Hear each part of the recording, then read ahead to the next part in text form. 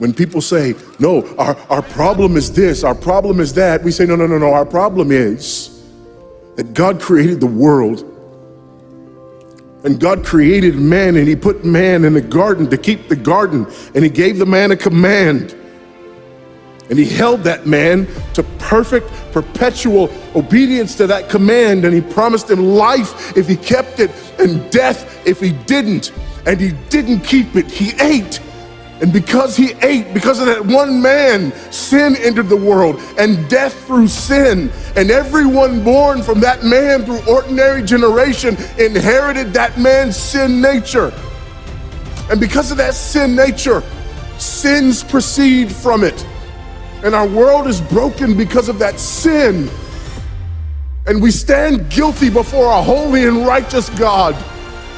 And we know that he's holy, and we know that he's righteous, and we crave justice. But the problem is that if God gives us justice, we all die.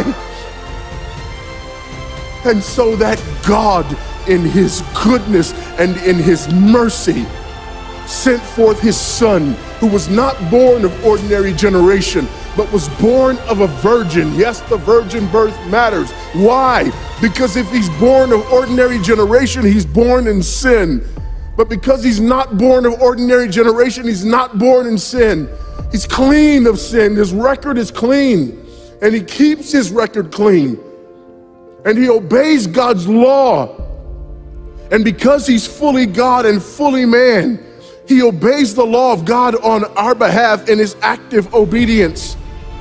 And then in his passive obedience, God made him who knew no sin to be sin for us. All we like sheep had gone astray. Each of us had turned to his own way, but God laid upon him the iniquity of us all. And Christ died for sin once for all, the just for the unjust. And God imputes our sinfulness to him. And he nails our sinfulness to the tree. And Christ dies and raises again on the third day for our justification.